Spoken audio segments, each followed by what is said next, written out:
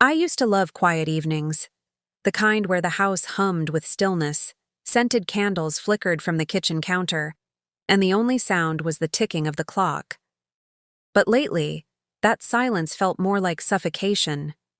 My husband, Mark, had become a stranger in our home, a man of meetings, numbers, and late-night emails. His affection had dwindled into routine forehead pecks and vague nods. Once upon a time, he saw me. Now, I was invisible. Except to Jake. Jake, my stepson, had grown into a man while I wasn't looking. At 19, he was tall, broad-shouldered, and carried himself with a mix of quiet confidence and careful distance. I married Mark when Jake was just 13, shy, awkward, unsure. We bonded in those early years over pancakes and late-night movies. I'd brush his hair back and tell him everything would be okay when he missed his mother. He was just a boy then, but boys grow. I never planned to notice, but one day, I did. It was a Tuesday, nothing special. I had just finished cleaning. Up after dinner. Mark was holed up in his home office, immersed in spreadsheets. Jake passed by the kitchen shirtless, towel slung over his shoulder after a workout. Our eyes met. He didn't look away. Neither did I. "Good session?" I asked, voice a little too smooth. He smiled, lopsided, knowing. "Yeah, needed to clear my head." I nodded, pretending to wipe a spotless counter. My hands trembled. After that, I began paying attention. The way his voice had deepened, how he smelled faintly of cedar and sweat after practice, how he looked at me, not like a son, but like a man. I hated myself for it. Still, something inside me stirred. A dangerous kind of loneliness, one that didn't want flowers or chocolates, just to be seen. Mark never saw me anymore. We hadn't touched in weeks, maybe months. Our bedroom was colder than the living room in winter. And I was still a woman, still breathing, still burning. Jake filled that silence in small, strange ways. He lingered in the kitchen while I cooked. He offered to help with groceries. His compliments became layered, too soft, too personal. "You look really nice today," he'd say, watching me with eyes that lingered. And I let him. I told myself it was innocent, that I just craved attention, but deep down I knew the truth. I was craving him. One night, everything cracked. Mark had left for a 2-day work trip, another in a long line of absences that no longer surprised me. Jake and I ate dinner in silence, the kind filled with electricity. When he excused himself, early, I lingered in the kitchen, heart thudding for reasons I refused to name. Later, as I passed his room on the way to mine, I heard something. A soft grunt. Curious, I paused outside the door, hand instinctively reaching for the knob. It was slightly ajar. I should have turned around. I should have respected the boundary. But I didn't. The door creaked open just enough. And what I saw turned my blood to fire. Jake, sprawled on his bed, his hand wrapped around himself, eyes shut, face tense, murmuring, whispering, my name.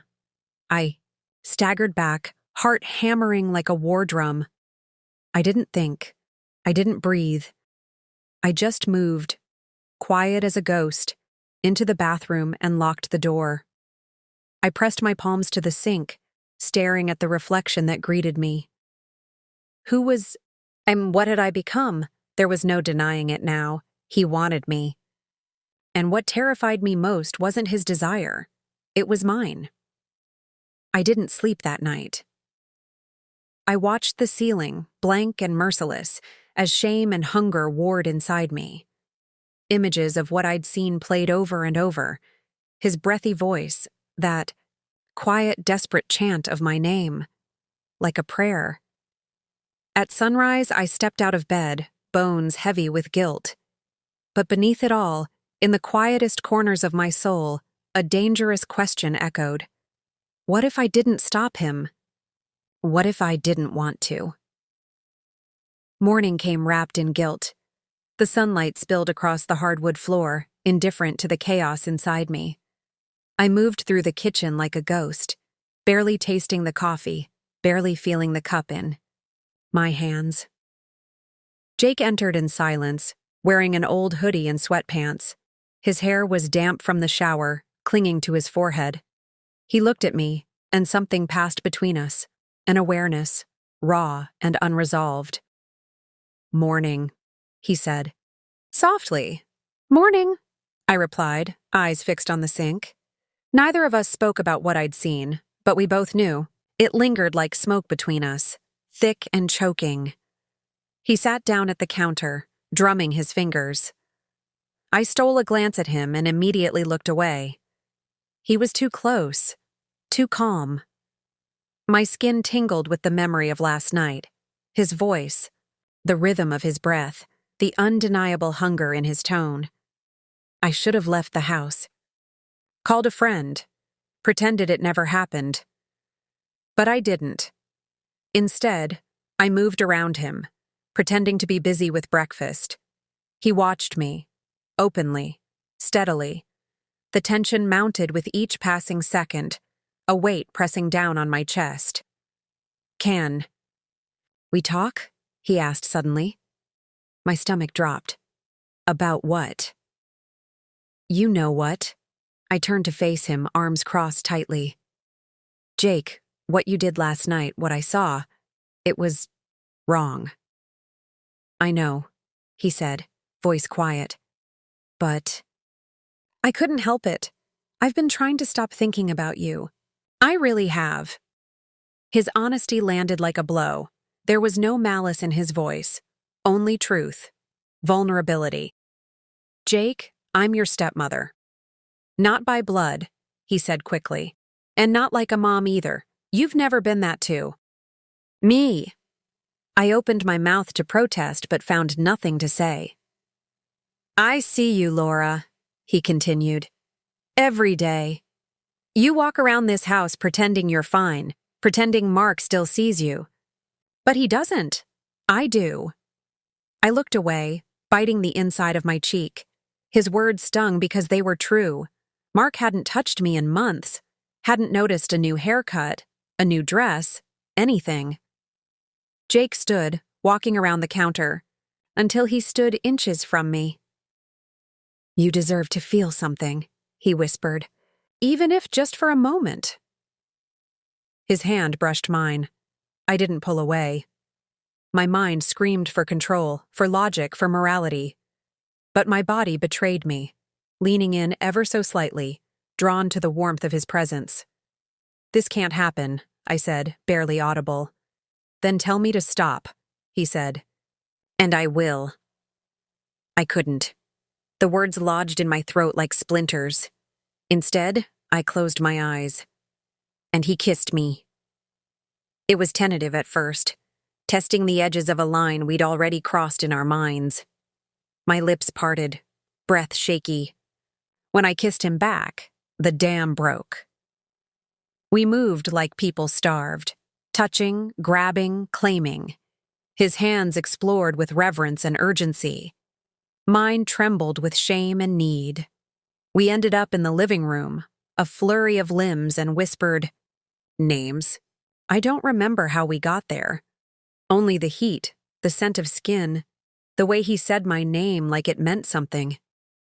And then, silence.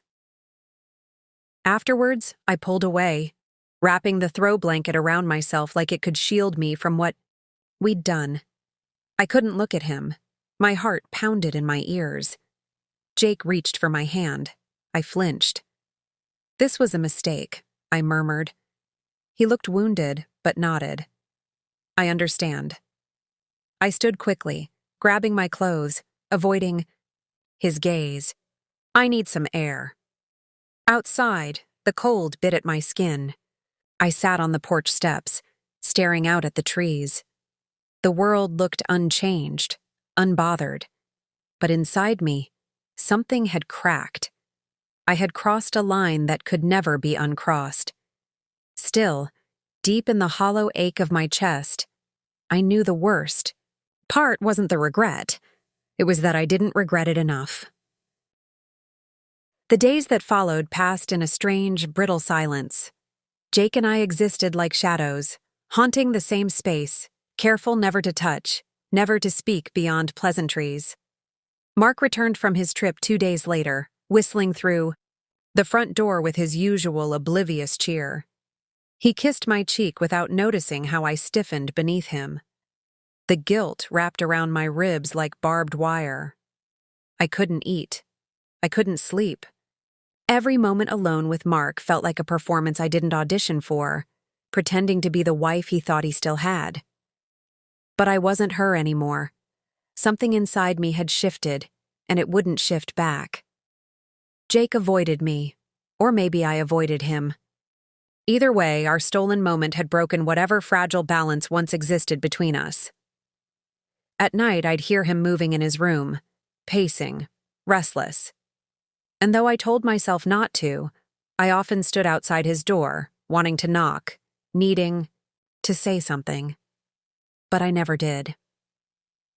One afternoon, I found him sitting alone on the back porch, staring into the woods behind our house. His hoodie was pulled over his head, sleeves tucked into clenched fists. He looked younger like that. Like a boy again. "I'm sorry," I said softly, stepping beside him. He didn't look at me. "You don't have to say that." "Yes, I do." A pause. "I meant it," he said. "Every word I said. That night wasn't just lust for me. It wasn't just a mistake." I sat beside him, careful not to touch. "Jake, what we did, it can't happen again." His jaw tightened. "Because of him?" "Yes, because of your father. Because of you. Because of me." My voice cracked. "Because it's wrong." He stood abruptly. "But it didn't feel wrong." "That doesn't make it right." He walked back inside without another word, the door slamming behind him. That night, the house felt colder. Mark chatted about work at dinner, unaware of the tension crawling up the walls. Jake barely touched his food. I excused myself early and retreated to the bedroom, locking the door behind me. But peace didn't come. It shattered the next morning, with 6 words from our next-door neighbor, Mrs. Halpern. "I saw you and Jake hugging." My blood ran cold. "What?" "In the living room window. A little too close for a mother and son, don't you think?" She gave me that smile, the one people wear when their curiosity is dressed up as concern. I forced a laugh. "It was nothing. He was upset. That's all." "Of course," she said, sipping her coffee. "But people talk. People talk." The words echoed all day. Jake cornered me in the hallway later, eyes wide. "She knows?" "She suspects," I hissed, which is bad enough. "What do we do?" "We forget it happened. We move on. You'll go back to school and I'll—" My voice broke. "I'll pretend none of this ever happened." Jake's expression hardened. "You're really going to bury it? Just like that?" "What else can I do?" He stared at me for a long time before nodding slowly. "Fine, but don't pretend it didn't matter." He walked away, and I felt something collapse inside me. 2 days later, Jake packed his bags. Mark helped carry them to the car, giving his son the kind of half-hearted hug that said more about their relationship than any words ever could. I stood on the porch as Jake approached me one last time. "Will you miss me?" he asked. "Yes," I whispered. "I'll miss you too." He hesitated. Not because of what we did, but because, for once, I felt seen, wanted. I felt the tears burn behind my eyes. You still are, but we can't exist." He nodded, then pulled me into a tight, lingering hug, one that didn't ask for anything, one that simply said goodbye. And then he was gone. I watched the car disappear down the driveway, heart cracking with every turn of the wheels. Inside, Mark was calling for help with something on his laptop. I wiped my face, fixed my expression, and turned back toward the house. Back to my husband, back to the lie. And as I closed the door behind me, I knew this was my punishment, not flames or scandal or exposure. Just a quiet life with a man who would never know how close I came to burning it all down, for someone who actually saw me.